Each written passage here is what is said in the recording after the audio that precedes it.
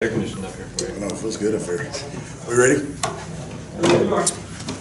Fire away. 3 days practicing, and how you evaluating your group after the first couple of days? We're okay. We got a long way to go, like everybody. I like our attitude coming into practice every day. We just got to get better on the details, just the little fine details of the game. So got a long way to go, but I like 3 days in. It's been good. How much has it helped you walking in and have three veterans like Johnson, Green, and Thomas? It's been awesome. I mean, you can't buy the game experience that they've had out on the field. So that's the deal for those guys now, is they've had the experience. Now it's those fine details of hat placement, hand placement, getting our depth on our routes, catching the ball, and being great leaders for our offense. How much confidence did you see Farad gain last year with that experience that you got? Farad's been awesome. He's doing well. You can tell he's a confident player. That experience was huge for him. How much is it? I know he hadn't dropped a lot of weight, but George dropped a few pounds. Can you kind of see it different from him in the spring? A little bit. Their deal for me is that the biggest difference I've seen from those guys is just the focus. I think they understand what they need to get accomplished. In our room, we got to get tougher, okay, mentally and physically tougher, and that's what they're trying to do every day. Got a couple of red shirts that are now under your supervision for the first time, Dante Jones and Christian Robertson. What have you seen from them so far in camp? Those guys have flashed. They've flashed. So now what you see all the time with younger guys is consistency. They flash and done some really good things. They're great to have in the room, good kids. So it's just consistency from those guys, but they've done well.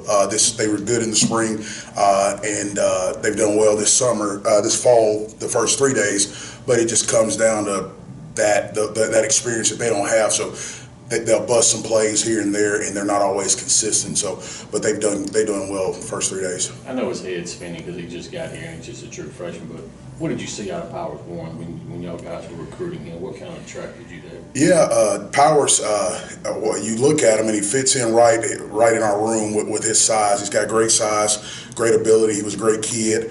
It was an opportunity. We liked him on tape. I liked everything. When I talked to him, talked to his family, he fit in our program, and he's done some really good things the first 3 days. He's going to be a really good player. Obviously, he doesn't know up from down right now, but he's going to be really good, and he's exactly what we had hoped we got. So for the first 2 days, I think we did a good job. Going back to Farad, how has he gotten better as a receiver in the offseason?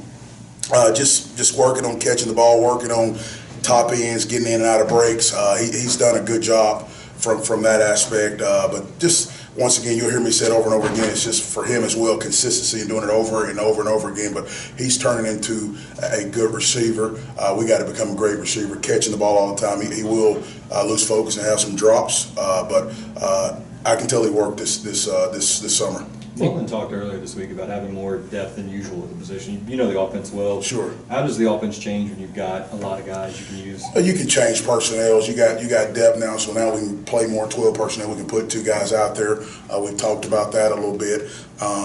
And you can, we'll always have a fresh guy on the field.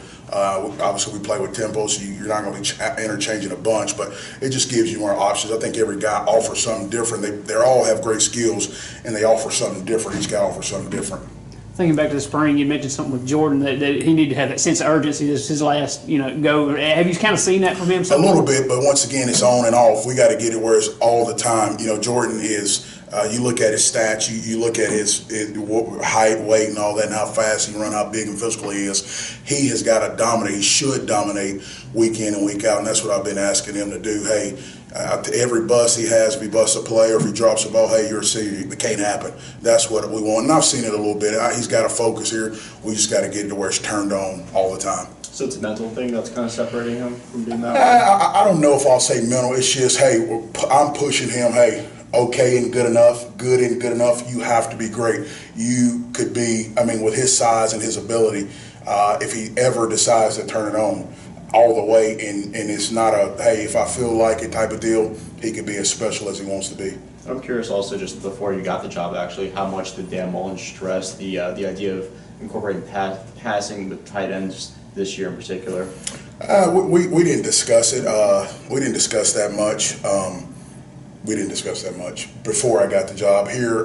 Now that I'm here, obviously they're going to be a focal point of our offense. They have great ability, and it's my job to make sure that we're executing the pass game and that we're getting out of them what we have to get out of them, because those guys have a lot of ability. We just got to make sure we pull it out of them.